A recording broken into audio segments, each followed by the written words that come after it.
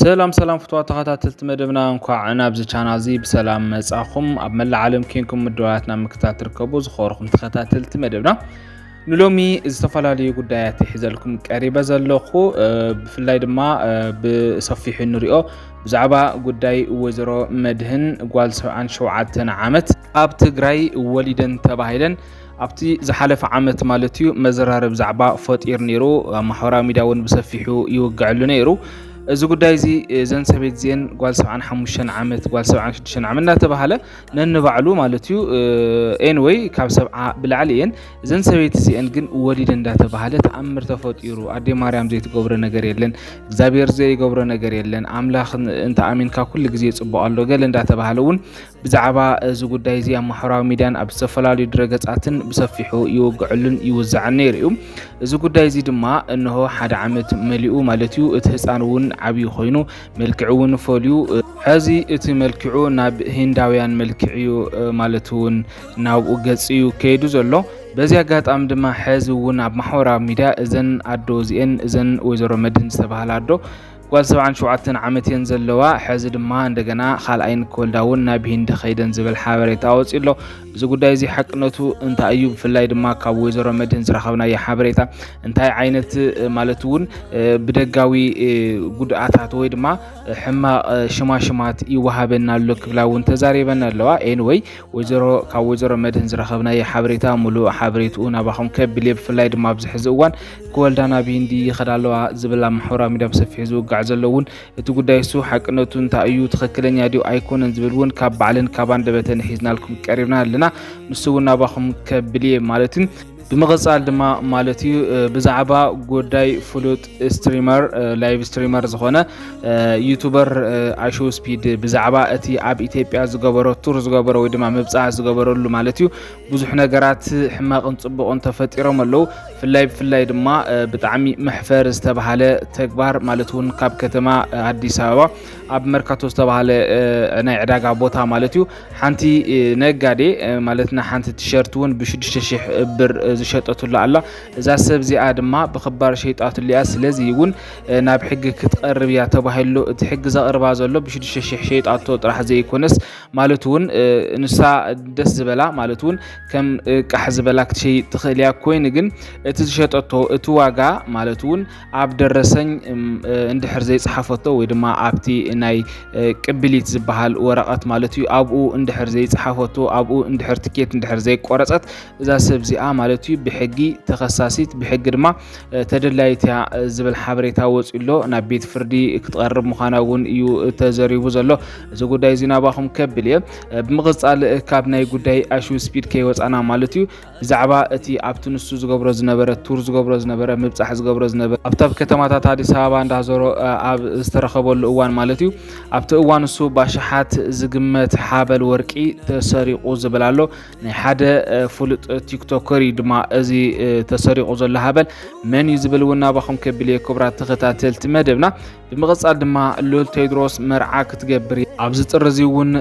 ማለት ሰብኣይ ክትእትያ ወይ ድማ ክትምርዐያ ዝብሉ ሓበሬታታት ወፂሎ ሉል ቴድሮስ መርዓት ክትገብር እያ ማለት እውን መርዓ ክትገብር እያ ዝበሃል ዘሎ ምስ መን እዩ ኣበይ እዩ ዝብል እውን ሙሉእ ሓበሬታታት ሒዝናልኩም ቀሪብና ኣለና ክቡራት ተኸታተልቲ መደብና ክሳብ መወዳእታ መደብና ክትከታተሉ እየ ብኽብሪ ዝዕድመኩም ቅድሚ ግን ቻናልና ሓደሽቲ ዝኾንኩም ሳብስክራይብ ምግባር ናይትና ቤተሰብ ይኹኑ ከምኡ ድማ ናብ ካሊእ ንክባጻሕ ሼር ግበርዎ ላይክ ምጥዋቕ ጀምርዎ ነዛ ቪድዮ ኩሉ ግዜ ንለቆም ቪድዮታት ቀልጢፎም ንኽበጽሑም ድማ ናይ ደወል ምልክት ምጥዋቕ እውን ኣይትረስዑ ሕዝናፍቶም ሓበሬታታት ተኸስክረኩም ሕዚ እውን ደጊመ ሰናይ ጻንሒት ሰናይ ምክታል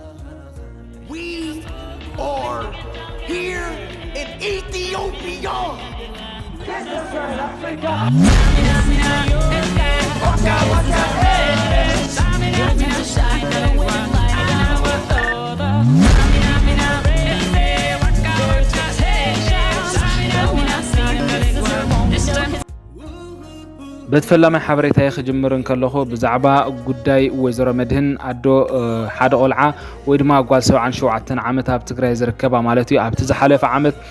ህፃን ቆልዓ ወዲደን ወይ ድማ እዘን ጓል 77 ዓመት ካብ ዕድመ ብላዕሊ ጓል ኣንስተይቲ ክትወልደሉ ኣብ ዘይትኽእለሉ እዋን ወሊደን ተባሂሉ ብዙሕ ተሓጓስን ብዙሕ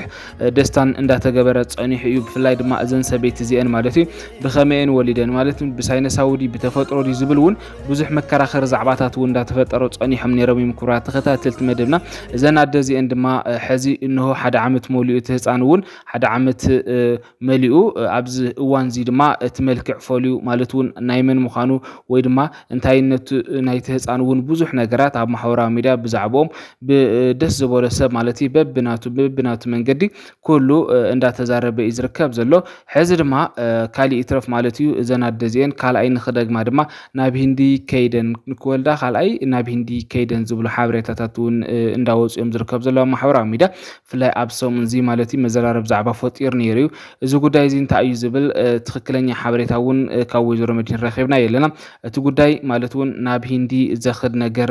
ወይ ድማ ከይደን ካልኣይ ክወልዳ ዝብል ሓሶት እዩ ማለት እውን እዚ ኣነ ኣይገበርክዎን እቲ ኣብቲ ፎቶ ዘሎ እውን ተቐናቢሩ ክኸውን ይኽእል እዩ ስለዚ እቲ ፖስት ዝግበር ዘሎ ትክክለኛ ኣይኮነን ኣብ ማሕበራዊ ሚድያ ብሰፊሑ ዝውጋዕ ዘሎ እውን ትክክለኛ ኣይኮነን ስለዚ ድማ እቲ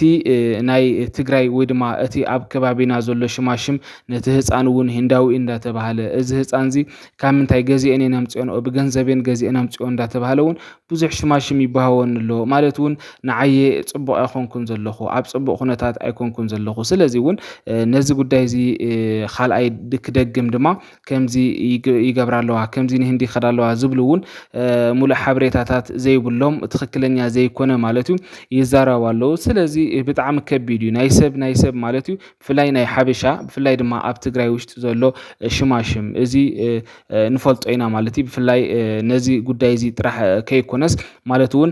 ካብ ሓደ ኣቦን ኣደን ዝተወለዱ ወይ ድማ ካብ ገዛ እና ካብ ደገ ዝተወለደ ብወሰን ዝተወለደ እውን ካሊእ ዓይነት ሽማሽም ዝወሃቦ ምክንያቱ ሓደ ወዲ ተባዕታይ ካብ ሰበይቲ ወፃኢ ናብ ካሊእ ትከይዱ እንተወሊዱ ብወሰን ወሊዱ እዩ ዝብሃል ወይ ድማ ዲቃላ እዩ ዝብሃል ክሳብ ክንዲዚ እዩ ዝብሃል ኣብ ትግራይ ወይ ድማ ኣብ ዝተፈላለዩ ኣብ መላእ ኢትዮጵያ ማለት እዩ ከምዚ ዓይነት ሽማሽም ብፍላይ ኣብ ሓበሻ ከምዚ ዓይነት ሽማሽም ክወሃብ ድማ ንቡር እንዳኾነ ብፍላይ እዘን ኣደ እዚአን ድማ እዚ ነገር እዚ ብገንዘቤን ገዚአን ኣምፅኦን እዚ ናተን ኣይኮነን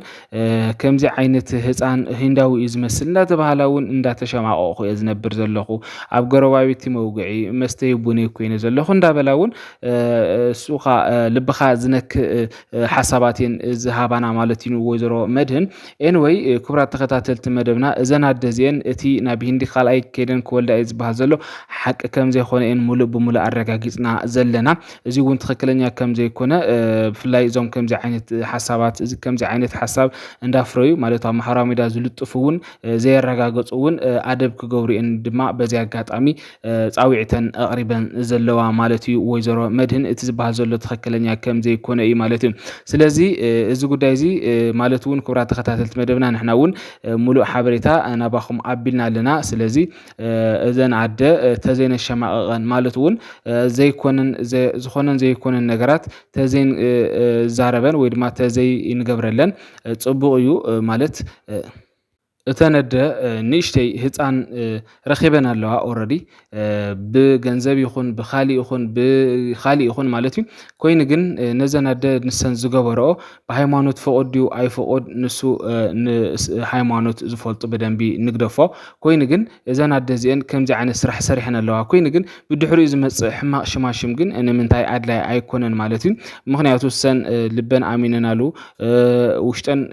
ኣሚነናሉ ኣለዋ ስለዚ እዚ ጉዳይ እዚ ድማ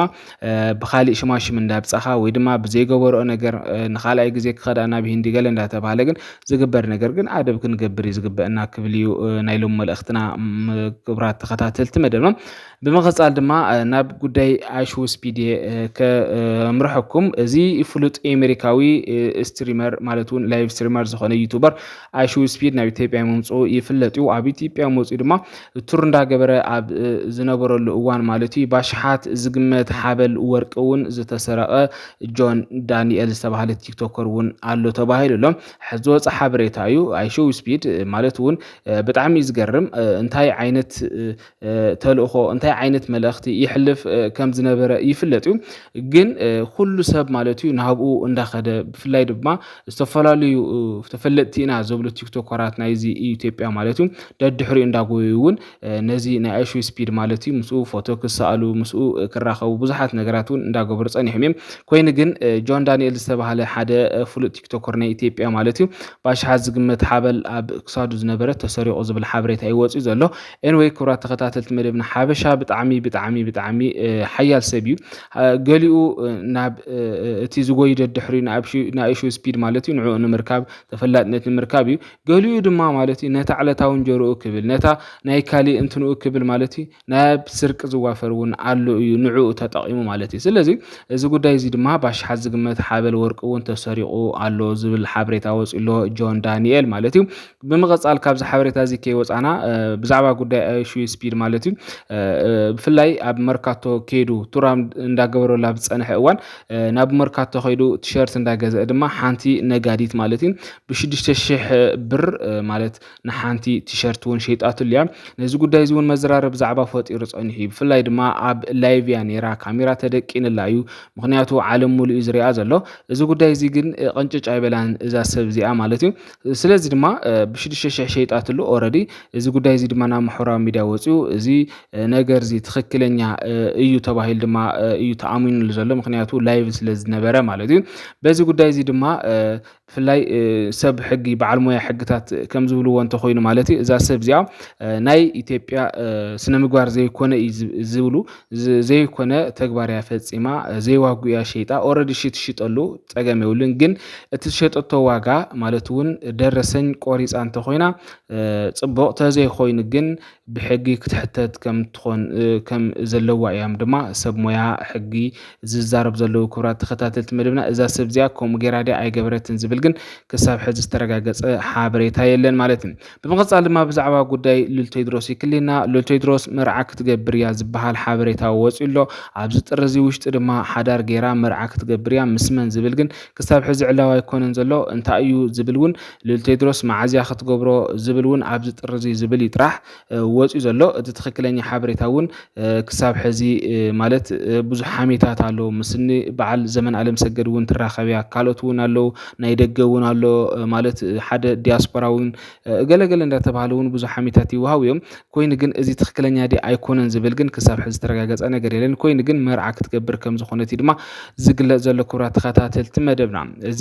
ሙሉእ ሓበሬትኡ ድማ ማለት እውን እቲ ትክክለኛ ሓበሬታ ምስ ረኸብና ድማ ናባኹም ናብ ክቡራት ተኸታተልቲ መደብና ክነቕርበልኩም ምዃና በዚ ኣጋጣሚ ክንሕብረልኩም ንፈቱ እምበር ንሎሚ ሒዘልኩም ቀሪበ ዝነበርኩ ሓበሬታታት ነዚ ይመስል ነይሩ ኣብ ቅፅል ብካሊእ ክሳብ ረኸብ ሰሰናዩ ሰላም